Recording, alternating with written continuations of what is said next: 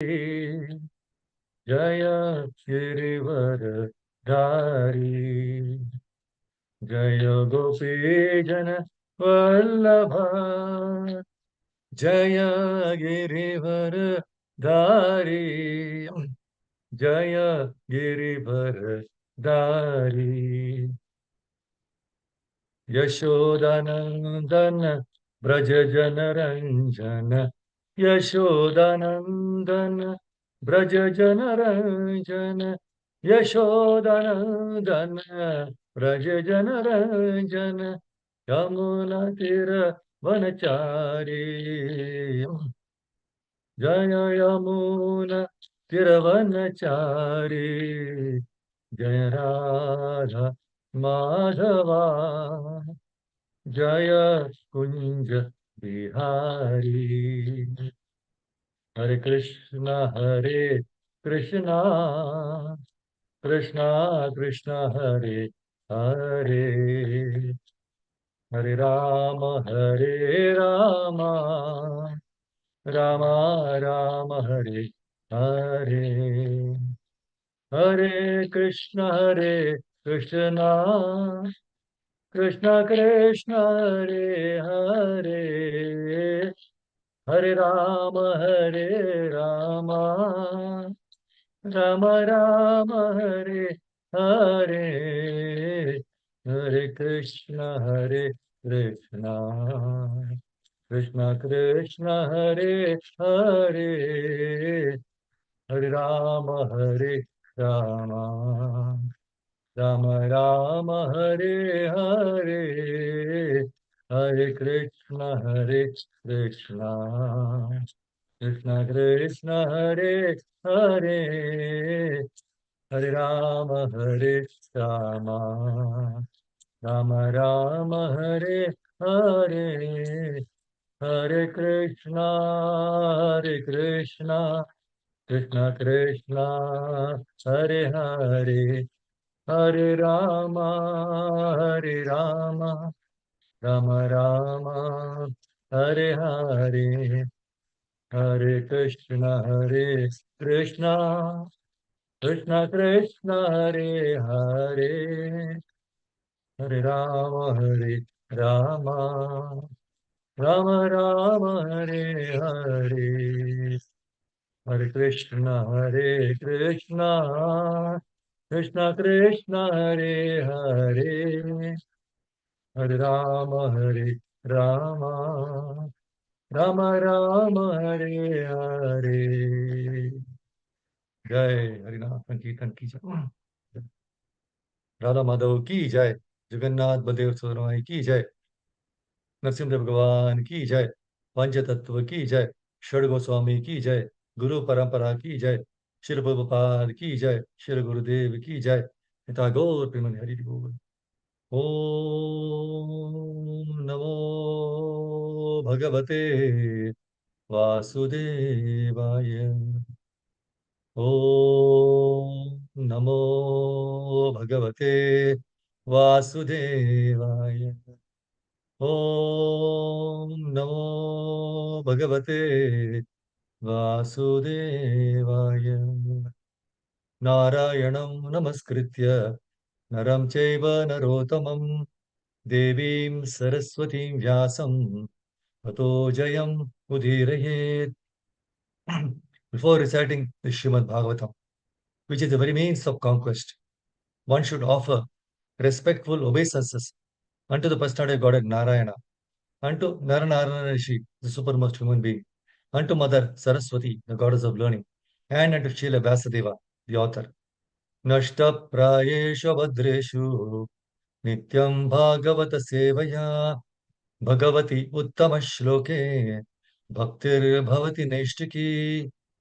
By regular attendance in classes on the Bhagavatam and by rendering of service to the pure devotees, all that is troublesome to the heart is almost completely destroyed, and loving service unto the personality of Godhead, who is praised with stanzas and songs, is established as an irrevocable fact.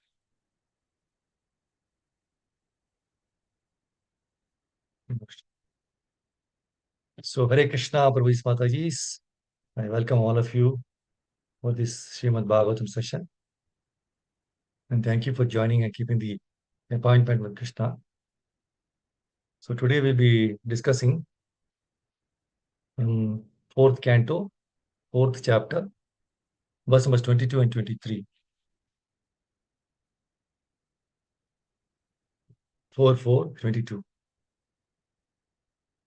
Naitena dehena hare kritagaso dehodbhavenalam alam kujanmana व्रीडाममाभूत् कुजनप्रसङ्गतस् तज्जन्मधिज्ञो महतामवद्यकृत् नैतेन देहेन हरे कृतागसो देहोद्भवेनालमलं कुजन्मना व्रीडाममाभूत् कुजनप्रसङ्गतस् तज्जन्मधिज्ञो महतामवद्यकृत्.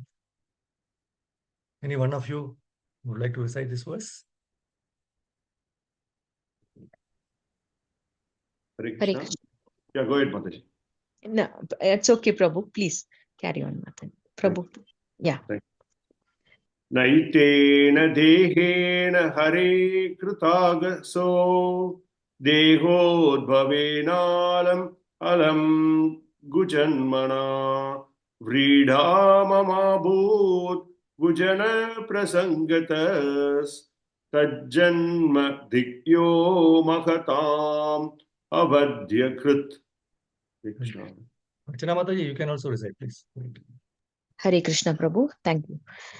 Naitena dehena hare krittagaso dehodbhavenalam alam kujanmana vrida mamabhut kujana prasangatas tajjanmadikyo mahatam avadyakrit. Hare Krishna. Synonyms word to word meaning. Na, not. Yetena, by this. Dehena, by the body. Hare, to Lord Shiva. Krita agasaha, having committed offenses. Deha udbhavena, produced from your body. Alam, alam, enough, enough. Kujanmana, with a contemptible birth. Vrida, shame. Mama, my. Abhut, was. Kujana, prasangataha, from a relationship with a bad person. Tad janma, that birth. Dik, shameful. Yaha, who. Mahatam, of the great personalities. Avadhyakrit, an offender. Translation and purport by His Divine Grace Srila Prabhupada. Srila Prabhupada ki jai. Please hear the translation and purport. You are an offender at the lotus feet of Lord Shiva. And unfortunately, I have a body produced from yours. I am very much ashamed of our bodily relationship. And I condemn myself because my body is contaminated by a relationship with a person who is an offender at the lotus feet of the greatest personality. Purport. Lord Shiva is the greatest of all devotees of Lord Vishnu. It is stated, Vaishnavanam yatha Shambhu. Shambhu, Lord Shiva, is the greatest of all devotees of Lord Vishnu. In the previous verses, Sati has described that Lord Shiva is always in a transcendental position because he is situated in pure Vasudeva. Vasudeva is that state from which Krishna, Vasudeva, is born. So Lord Shiva is the greatest devotee of Lord Krishna. And Sati's behavior is exemplary because no one should tolerate blasphemy against Lord Vishnu or his devotee. Sati is aggrieved not for a personal association with Lord Shiva, but because her body is related with that of Daksha, who is an offender at Lord Shiva's lotus feet. She feels herself to be condemned because of the body given by her father, Daksha. Jai Shri Prabhupada ki jai. Go to the 23rd verse. Gotram tadiyam Bhagavan Vrushadvajo Dakshayanita Dakshayanityaha Yada Sudurmanaha Vyapetanarma Smitamashu Tadaham Vitsrakshayetat Kunapam Todangajam Gotram Todiyam Bhagavan वृषध्वजो दाक्षायनीत्याह यदा सुदुर्मनाः व्यपेतनर्मस्मितमाशु तदाहम् व्युत्स्रक्ष्येतत् कुणपं त्वदङ्गजम्. Any one of you can decide.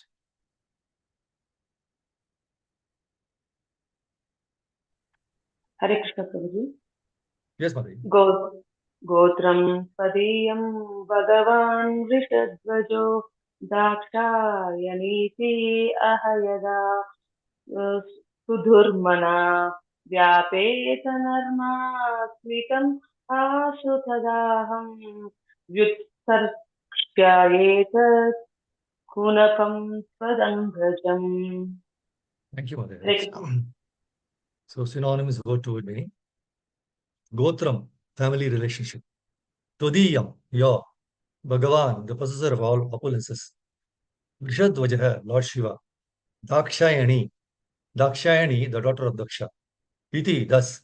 Aha, calls. Yada, when. Sudurmanaha, very morose. Vipeta, disappear. Narmasmitam, my jolliness and smile. Ashu, immediately. Tada, then. Aham, I. Vyutsrakesha, Vyutsrakshaye, I shall give up. Etat, this body. Kunapam, dead body. Totangajam, produced from your body. Translation and purport by Jivan Srila Prabhupada. Srila Prabhupada ki jai. Please hear the translation purport. Because of our family relationship, when Lord Shiva addresses me as Dakshayani, I at once become morose, and my jolliness and my smile at once disappear. I feel very much sorry that my body, which is just like a bag, has been produced by you. I shall therefore give it up. Purport. The word Dakshayani means the daughter of King Daksha. Sometimes, when there was relaxed conversation between husband and wife, Lord Shiva used to call Sati the daughter of Daksha. And because this very word reminded her about her family relationship with King Daksha, she at once became ashamed because Daksha was an incarnation of all offenses. We heard so many incarnations, but incarnation of all offenses. Daksha was the embodiment of envy, for he unnecessarily blasphemed a great personality, Lord Shiva. Simply upon hearing the word Dakshayani, she felt afflicted because of reference to the context, because her body was a symbol of all the offensiveness with which Daksha was endowed. Since her body was constantly a source of unhappiness, she decided to give it up. Jai Shri Prabhupada ki jai. Om Jnanatimirandasya Jnananjanashalakaya Chakshurunmilitam Yena Tasmai Shri Gurave Namaha Shri Chaitanya Manobhishtam Sthapitam Yena Bhutale Swayam Rupa Kada Mahyam Dadati Savadantikam Vandeham Shri Guru Shri Utapadakamlam Shri Guru Vaishnavamscha Shri Rupam Sagarajatam Sahagana Raghunatamitam Tam Sajivam साद्वैतम सावधूतम परिजन सहितम कृष्ण चैतन्य देवम श्री राधा कृष्ण पादान सहगण ललिता श्री विशाखावितांश्च हे कृष्ण करुणा सिंधो दीनबंधो जगतपते गोपेश गोपिका कांत राधा कांत नमोस्तुते तप्त कांचन गौरांगी राधे वृंदावनेश्वरी वृषभानुसुते देवी प्रणमामि हरिप्रिये वाञ्छाकल्पतरुभ्यश्च कृपा सिन्धुभयेव च पतितानां पावनेभ्यो वैष्णवेभ्यो नमो नमः जय श्री कृष्ण चैतन्य प्रभु नित्यानंद श्री अद्वैत गदाधर श्रीवासादि गौर भक्तवृंद हरे कृष्णा कृष्णा कृष्णा हरे हरे हरे राम राम राम हरे हरे योऽन्तः प्रविश्य मम वाचमिमां प्रसुप्तां सञ्जीवयति किल शक्तिधरस्वधाम्ना अन्यां च हस्तचरणश्रवणत्वगादीन् प्राणान् नमो भगवते पुरुषाय तुभ्यम् मुखं करोति वाचालं पङ्गुं लङ्घयति गिरिं यत्कृपातमहं वन्दे परमानन्दं नमो विष्णुपदाय कृष्णविष्टाय नमो विष्णुपदाय कृष्णविष्टाय निर्विशेषणे पांचदर्शनं जय श्री कृष्ण चैतन्य प्रभु नित्यानंद श्री अद्वैत श्रीवास हरे Krishna Krishna Krishna Hare Hare Hare Ram, Hare Ram, Ram Ram. So Hare Krishna, Prabhu Mataji's. Thank you very much for associating to hear the glories of the Lord and thereby even purify ourselves. So today's two verses. This is from 4th canto, 4th chapter, 22 and 23, right? So this chapter is entitled Sati Quits Her Body. It starts from previous chapters, right? The previous chapter was talks between Lord Shiva and Sati. So if you see this chapter, these two words are being spoken by Sati, right? From verse 11 onwards, Sati is speaking. See, just the previous verse, 21st verse, the purport, Prabhupada says, Sati's father, that is Daksha, right? He was under the impression that he was exalted in both prestige and opulence. And that he had offered his daughter to a person who was not only poor, but devoid of all culture. Her father might have been thinking that although she was a chaste woman, greatly adherent to her husband was in a deplorable condition. So to counteract such thoughts, Sati said that the opulence possessed by her husband, it is Lord Shiva, right? That opulence could not be understood by materialistic persons like Daksha and his followers, who were actually flatterers and were engaged in fruitive activities. Whereas Lord Shiva, her husband's position was different. Lord Shiva possessed all opulences, but he did not like to exhibit them.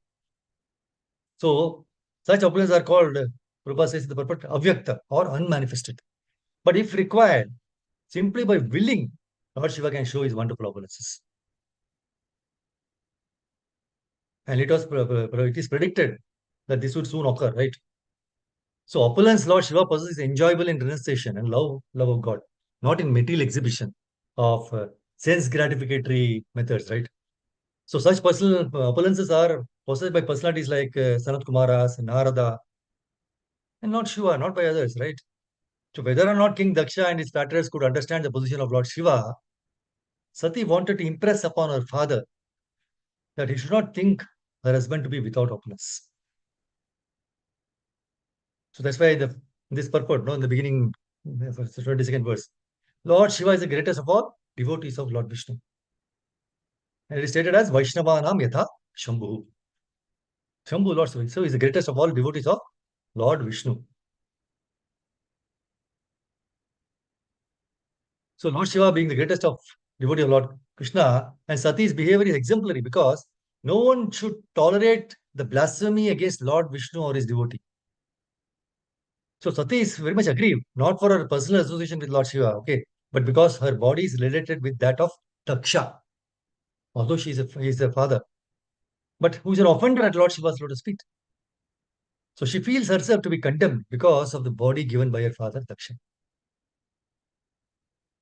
See, we're talking about this body, right?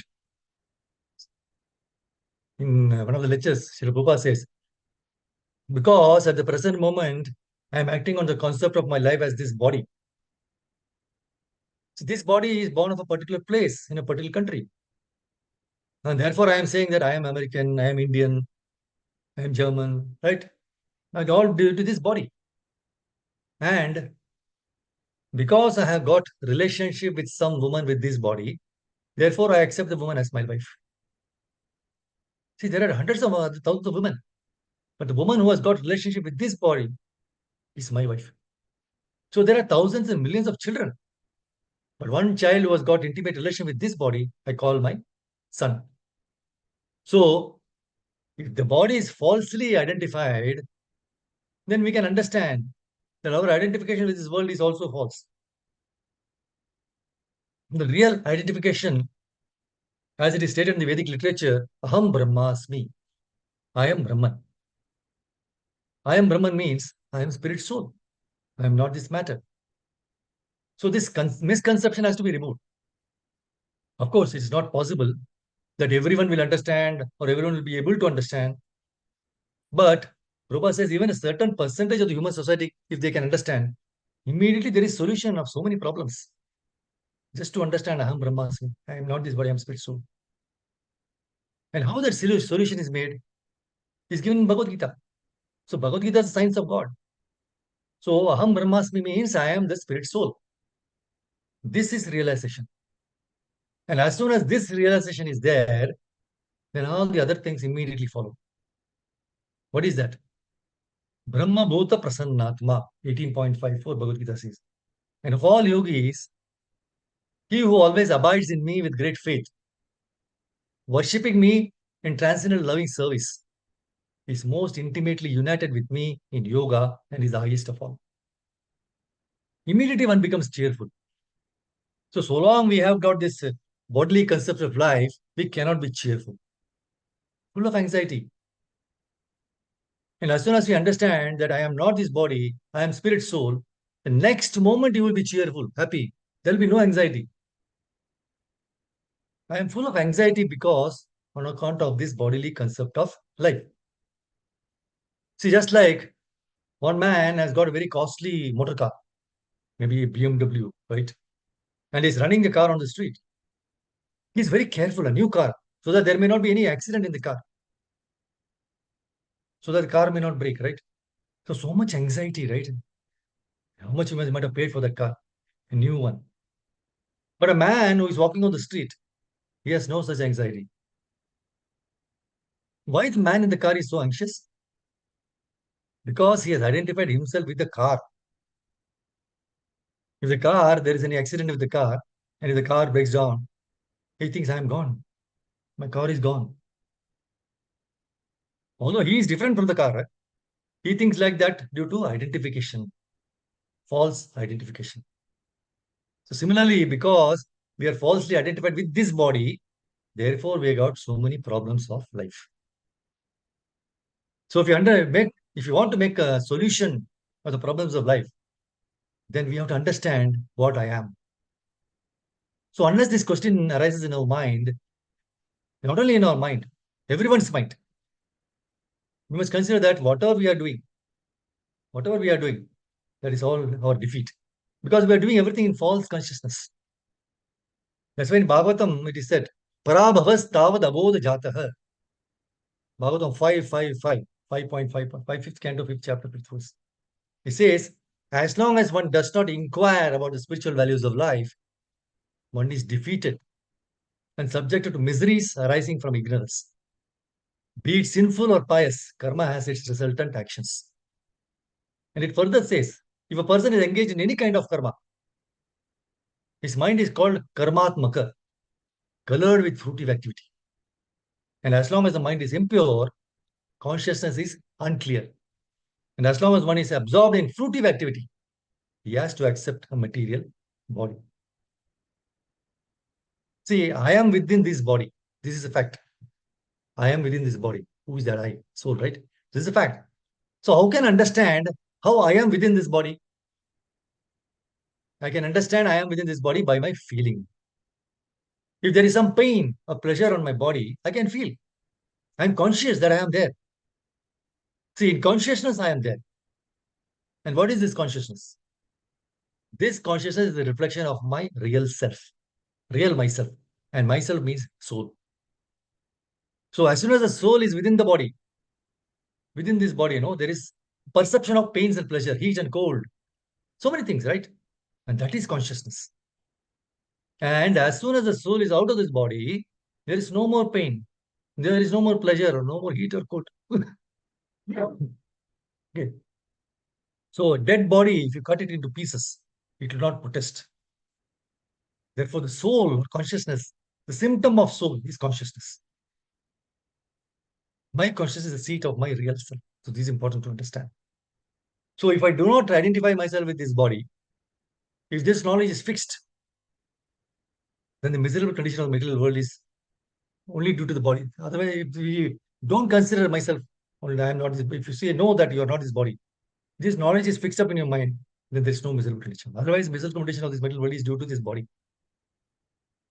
And if we don't identify, then see, I'm understanding, beautiful understanding. We can realize, see, the miserable condition of this material world is due to this body, right? So if I don't identify with this body, then what relationship I have got with all these miseries? See, Prabhupada says this is the theoretical knowledge, of course, but one has to practice. But this is a fact. Just like for the time being, if there is any pain in the body, right? I feel pain because I'm absorbed in this bodily concept of life. But actually, I am not this body. This is a fact. So it is due to my absorption of bodily concept of life. Therefore, I feel. The more I become enlightened, the more I shall not be affected by all these miseries. See, there are many cases in which a person becomes an offender at the lotus feet of a Vaishnava and later becomes repentant. So in the purport of 4/20/18, here also we find that although the king of heaven, Indra, was so powerful, yet he accompanied Lord Vishnu,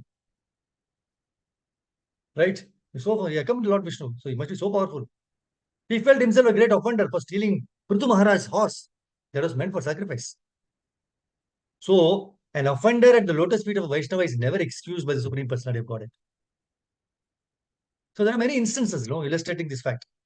See, Ambarish Maharaj was offended by Durvasa Muni, a great sage and mystic yogi, right? And Durvasa Muni had to fall down at the lotus feet of Ambarish Maharaj. Indra decided to fall down at the lotus feet of King Prithu.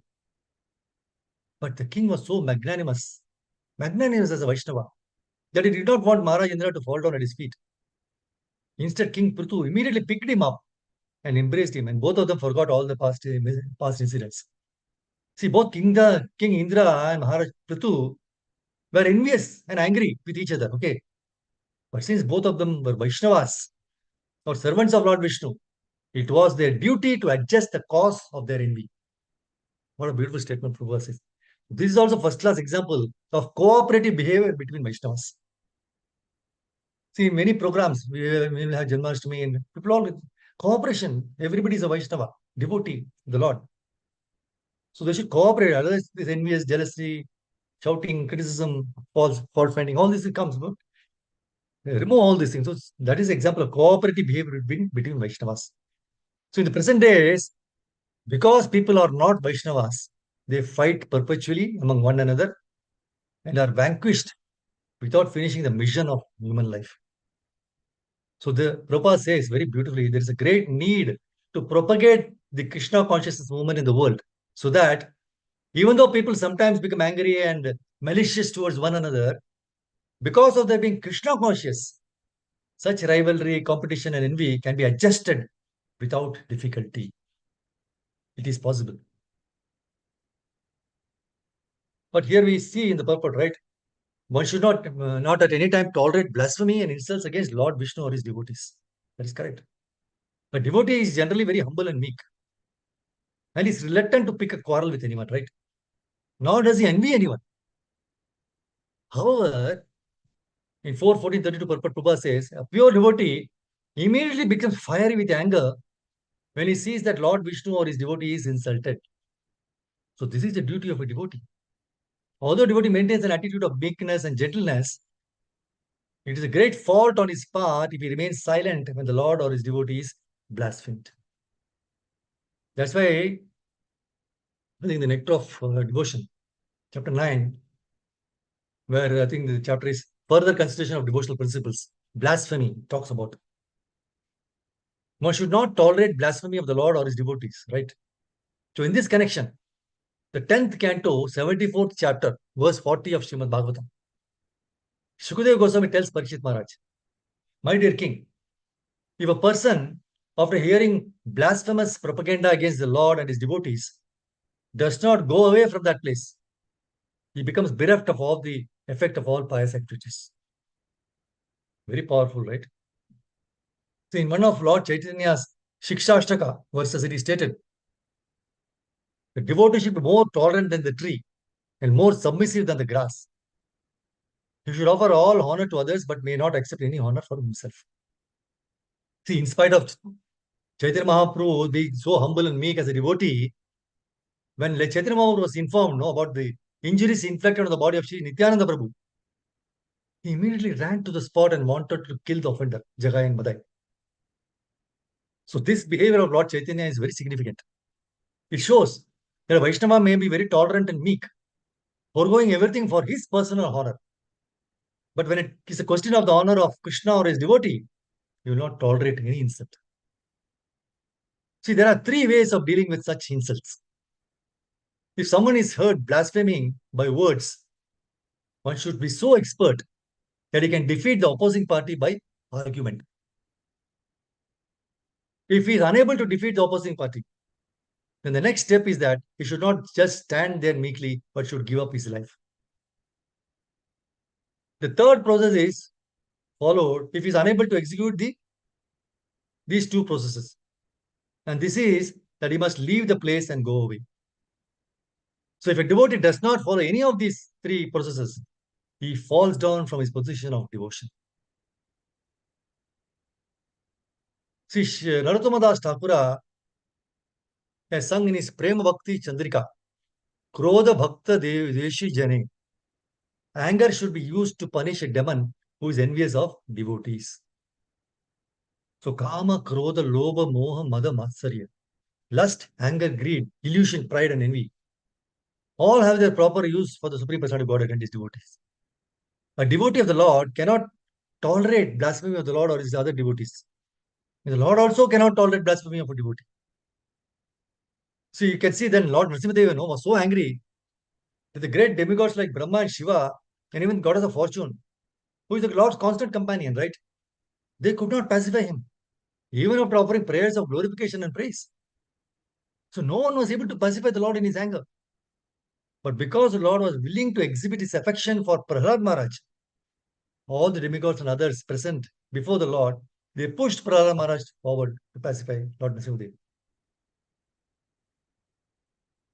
See, one of the most important instructions by Chaitanya Mahaprabhu regarding regular Vaishnava behavior is that a Vaishnava should be tolerant like a tree and submissive like a grass, right? Trinadapi sunichena, tarorapi saishnuna, amanina manadena, ketaniya sadari. That's what we just saw before. It says one should chant the holy name of the Lord in a humble state of mind, thinking oneself lower than the straw in the street. One should be more tolerant than a tree, devoid of all sense of false prestige, and ready to offer all respect to others. In such a state of mind, one can chant the holy name of the Lord constantly. Nevertheless, the author of these instructions, Lord Chaitanya Mahaprabhu, did not tolerate misbehavior of Jagai and Madai, right? Because when they harmed Lord Nityananda Prabhu, immediately became angry and wanted to kill them. It was only by the mercy of Lord Nityananda they were saved. See, one should be very meek and humble in his personal transactions. And if insulted, a Vaishnava should be tolerant and not angry. But if there is blasphemy against one's guru or another Vaishnava, one should be as angry as fire. So this was exhibited by Lord Chaitanya Mahaprabhu. So one should not tolerate blasphemy against a Vaishnava, but should immediately take one of the three actions. If someone blasphemes a Vaishnava, one should stop him with arguments and higher reason. We saw that. If one is not an expert enough to do this, he should give up his life on the spot. And if he cannot do this, he must go away. See, while Chaitanya Mahaprabhu was in Banaras, Kashi, right? The Mayavadi sannyasis, they blasphemed in many ways. Because although he was a sannyasi, he was indulging in chanting and dancing. So they were blaspheming. What is this? So Tapan Mishra and Chandrasekhara heard this criticism. And it was intolerable for them because they were great devotees of Lord Chaitanya Mahaprabhu. So they could not stop it. So therefore they appealed to Lord Chaitanya Mahaprabhu because the blasphemy was so intolerable that they had decided to give up their lives. See, in the teachings of Lord Chaitanya, in chapter 12, I think, there are 5 most important things to be important things for perfection of devotional service, which we can do, devotional service. And if one can simply discharge these 5, they can be elevated to the highest perfect stage, even if it does not execute them perfectly. What are those 5? Number 1, to associate with devotees. 2, to chant the holy name of the Lord. 3, to hear Srimad Bhagavatam, which we are doing today, right? We are, of course, associating and we are chanting recitation of verses. 4, to live in a holy place such as Mathura or Vrindavana. Now you might think, no, how can we go there? I'm here. Wherever this Bhagavatam, Bhagavad Gita and associated devotees, that is a place, that is itself is a Mathura or Vrindavana. And 5th is to serve the deity with great devotion. So if one can simply discharge these 5, he can be elevated to the highest perfection stage, even if it does not execute them perfectly. That's why Srila Rupa Goswami has recommended that one live in the association of those who are of the same mentality.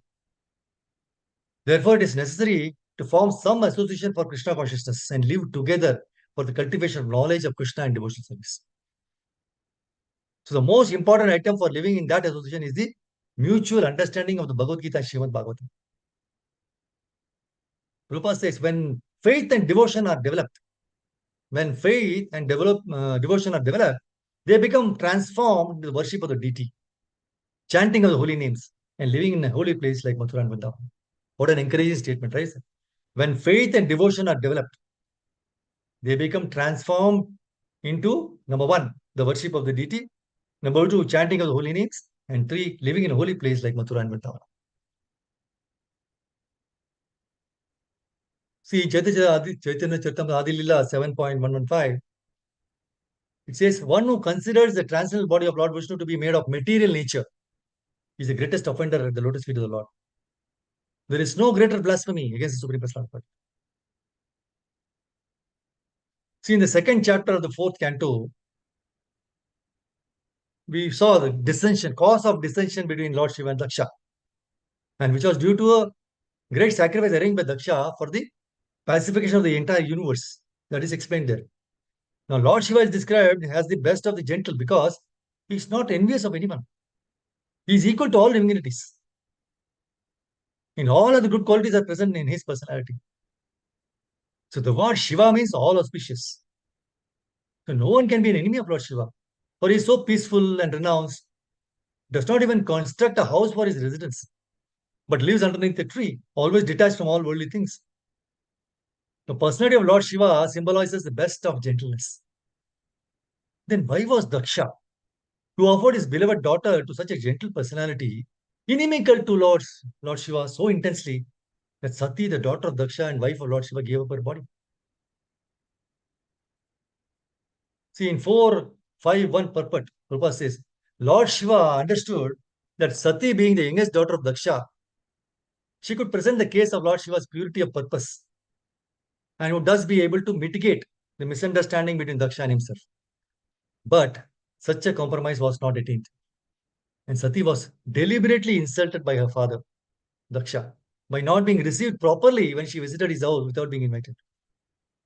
Sati herself could have killed her father, Daksha, because she is the personified material energy and she has immense power to kill and create within this create the universe, material universe also.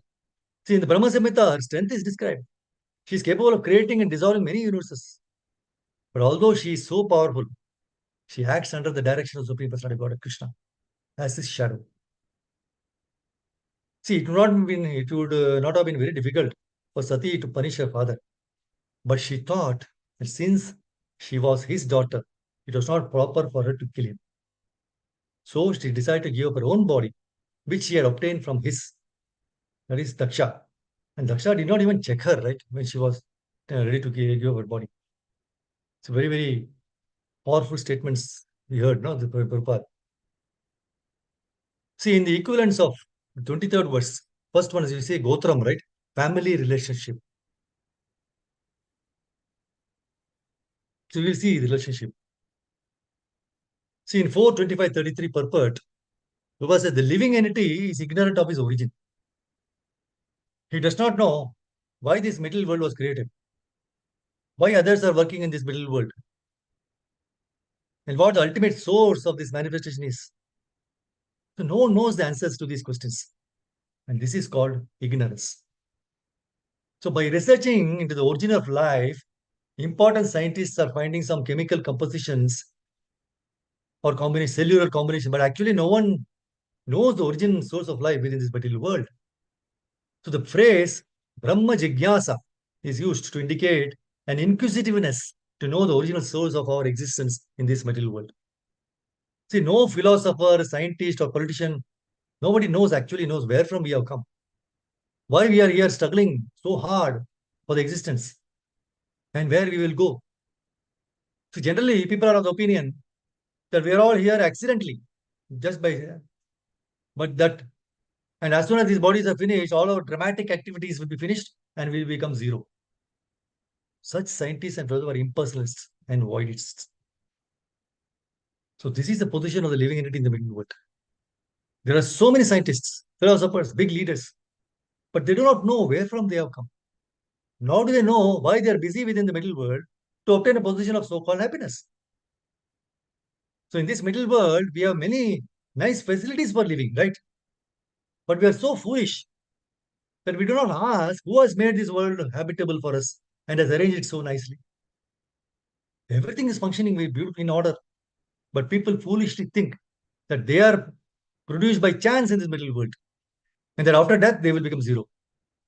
They think that this beautiful place of habitation will automatically remain.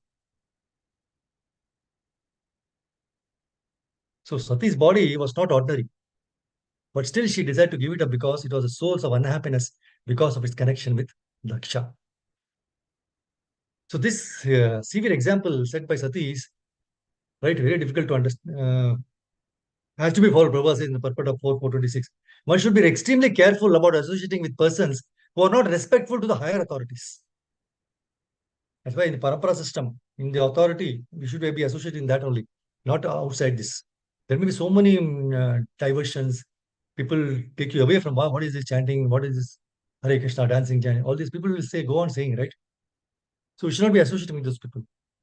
So therefore, instead in the Vedic literature, one should always be free from the association of atheists and non-devotees. And should try to associate with devotees. Because by the association of devotee, one can be elevated to the platform of self-realization. So this injection is stressed in many places in Srimad Bhagavatam. If one wants to be liberated from the clutches of this material existence, then one has to associate with great souls. And if one wants to continue one's material existence life, then one may associate with persons who are materialistic. So the independence is given, right? So materialistic way of life is based on sex life. So both becoming addicted to sex life and associating with persons who are addicted to sex or life are condemned in Vedic literature because such association will simply interfere with one's spiritual progress. However, association with great personalities, devotees who are great souls, it will elevate one to the spiritual platform. So Sati Devi decided to quit her body. She had obtained from Daksha's body, right? And she wanted to transfer herself to another body so that she might have completely uncontaminated association with Lord Shiva. Prabhupada says, of course, it is understood that in her next life she would take birth as the daughter of the Himalayas, Parvati. And then she would again accept Lord Shiva as her husband. Prabhupada makes it very clear. Sati and Lord Shiva are eternally related. Even after she changes her body, their relationship is never broken. That's why in the fourth canto, this famous pastime of Daksha and Lord Shiva, right?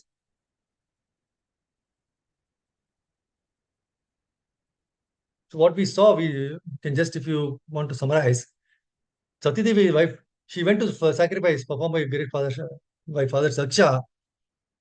She went against the wishes of Lord Shiva. She did not want her to go, but she argued she wanted to go somewhere. So there, Sati saw that there was no oblations for Lord Shiva also. So she realized that not only had her father failed to invite Lord Shiva, but when Daksha saw Sati, Lord Shiva's exalted wife, he did not receive her also.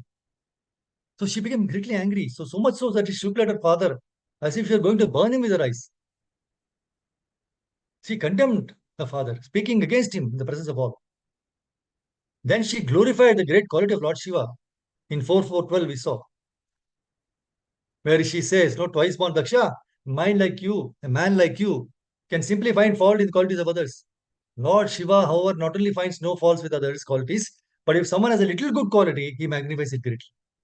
Unfortunately, you have found fault with such a great soul. So Daksha's behavior was quite opposite to that Lord Shiva. So Sati Mata was chastising him. See, the real reason for the enmity between Lord Shiva and Daksha is explained in 4.3.21 purport. Daksha was envious of Lord Shiva because of Shiva's high position as an incarnation of a quality of the Supreme Personality God.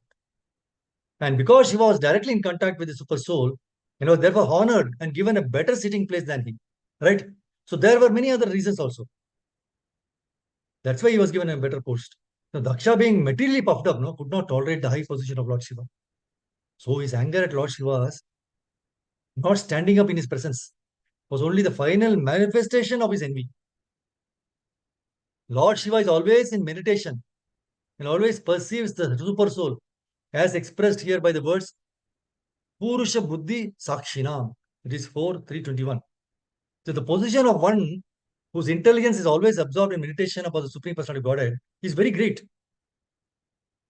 And it cannot be imitated by anyone, no, especially an ordinary person.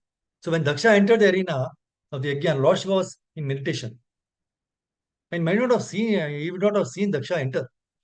But Daksha took this opportunity to curse him because Daksha had maintained an envious attitude towards Lord Shiva for a long time. So those were actually self-realized. See, every individual body has a temple of the Supreme Personality of Godhead. Because the Supreme Personality of Godhead in his Paramatma feature is residing in everyone's body. So when one offers respect to the body, it is not the material body, but to the presence of the Supreme Lord. So one who is always in meditation about the Supreme Lord is always offering him obeisances. But since Daksha was not very elevated, he was not very elevated. He thought that obeisances were offered to the material body. And because Lord Shiva did not offer respect to his material body, Daksha became envious. So such persons being unable to rise to the standard of the self-realized souls like Lord Shiva, they're always envious. So the example is very suitable. Asuras, demons, or thieves, they're always envious of the Supreme Personality of Godhead. They simply want to kill him. Even in this age, we find so many so-called scholars commenting on Bhagavad Gita who are envious of Krishna. So when Krishna says, Manmana Bhava Mad Bhakta, 18.65, always think of me, become my devotee, surrender to me. The so-called scholars know, they comment that it is not to Krishna that we have to surrender. That is envy. So the asuras, atis, the demons, without reason or cause, are envious of the Supreme Personality of Godhead. So instead of offering respect to self-realized persons, foolish men who cannot approach the highest standard of self-realization are always envious, although there is no reason. So Lord Shiva is known as Ashutosh. He magnifies even a small good quality present in others and ignores their faults. So very, very important, no? This. So it will be much better if we appreciate the Vaishnavas when they are around us.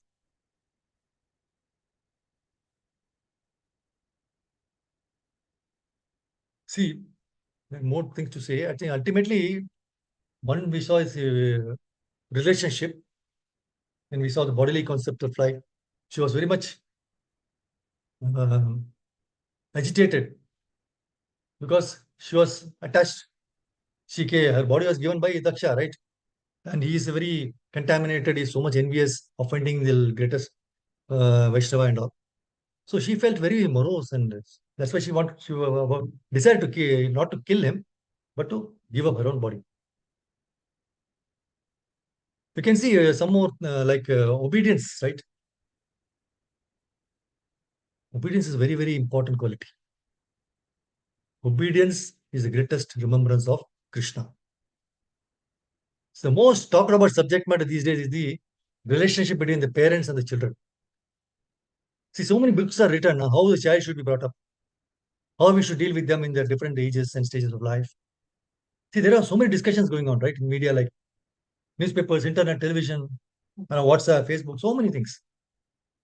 In spite of, or maybe because of all these, we're so confused. Ultimately, we end up as failures. So the character and true guidance of all times to come is always available in our Vedic literature, scriptures. And it is our foolishness that we do not go to them. And because we are not properly guided and not behaving properly, we cannot expect anything more from our children. In the third canto of Bhagavatam, we can see the Swayambhava Manu appeared from Lord Brahma, and after his appearance, he very humbly addressed Brahmaji, who is his father, with obeisances and folded hands, right? And he's asking for directions in the execution of his duties. So Lord Brahma becomes very extremely pleased with his obedience, and he says, "My dear son, O Lord of the Lord, I am very pleased with you, and I desire all blessings for both you and your wife. You have without reservation surrendered yourself unto me with your heart for my instructions." And he's telling his son, "Oh hero, your example is quite befitting a son in relationship with his father." So this sort of adoration for the superior is required. One who is beyond the limit of envy and who is very sane, accept the order of his father with great delight and executes it to his full capacity. To accept the order of his father with great delight. This is the point to understand. And execute to his full capacity. So Prabhupada writes a very wonderful purport indicating the relationship between the father and the son. He writes, the relationship between the father and son is always sublime. Father is naturally disposed with goodwill towards the son, and is always ready to help the son in his progress in life.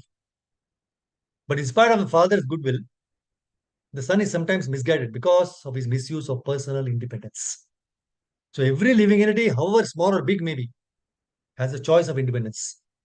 So if the son is unreservedly willing to be guided by the father is 10 times more eager to instruct and guide him by all means.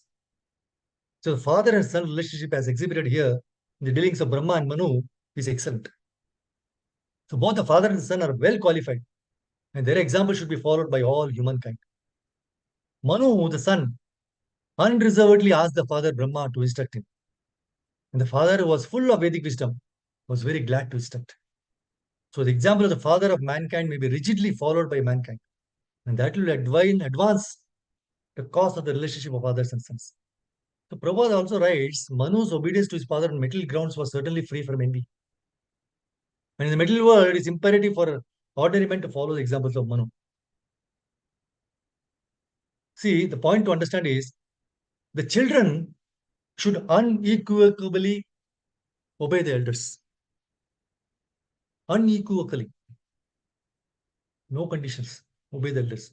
There should be no arguments and rude replies. You cannot even see them with anger in your eyes. See, by money, you cannot borrow the elders. Money will be there, but when father and mother are gone, you are orphaned. Orphanage is very bad. So the whole thing depends on obedience. The son obeys Krishna. That is why everything is regular.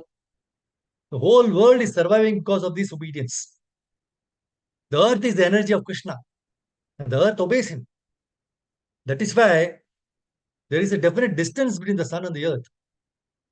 And if they do not obey the order of Krishna, the earth will be burnt or frozen. Exactly the same thing happens to us also.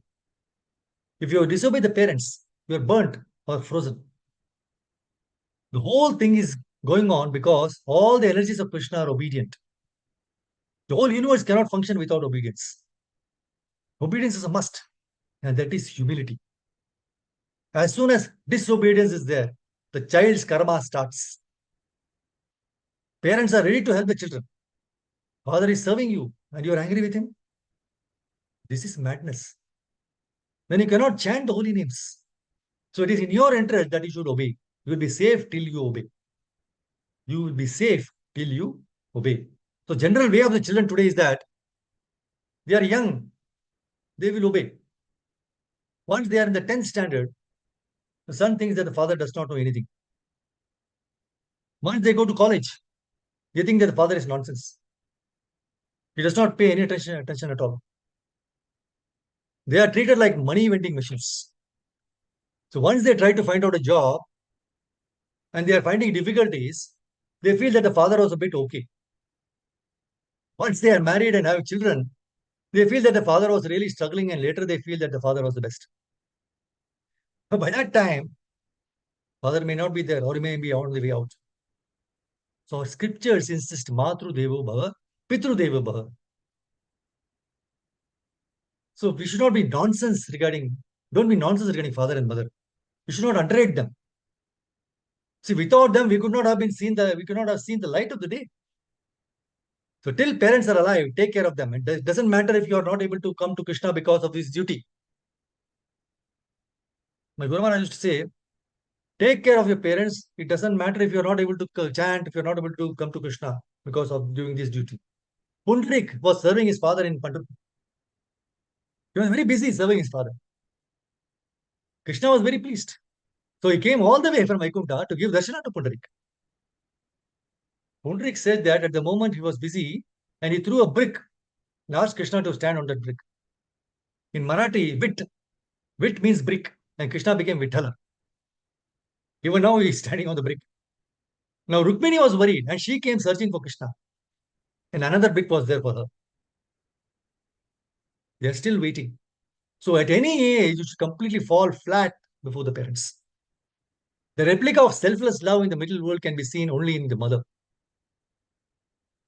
So let us all pray to Guru, Prabhupada and Krishna that let us all try to assimilate these very serious instructions and learn to obey elders and realize the immense value of parents and elders.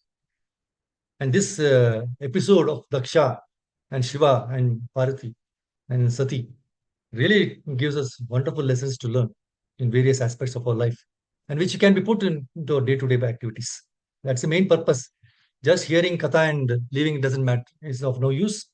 It will be a shrame eva hai kevalam. We should try to understand, put it to daily life, so that we can prosper, get better and better in our devotional service, and go back home, back to God. And Prabhupada says, as far as possible, try to go back to in this life itself. Right? So stop here. Thank you very much, Purus Mataji, for giving me this opportunity to glorify the Lord and purify myself. So Vancha Kalpataruvich Krivashan Dubai, which Patitanam Pavani Vivishnu. Granthra Srimad Bhagavatam ki jai, Shri Prabhupada ki jai, Nitai Gaur Pundari. Hare Krishna.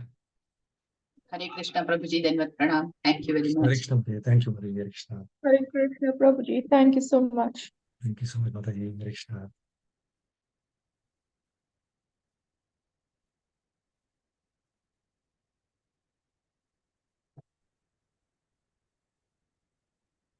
Yes, Suresh, Hare very Krishna, nice. Prabhuji. Sun and sun should obey. Very nice. Thank you. Hare Krishna, Prabhuji. Thank you. Dandavat. Thank you. Thank you, Purus Mataji. If you have any questions or anything to share, you can do. Otherwise, we'll stop here. Thank you very much, Purus Mataji. Hare Krishna.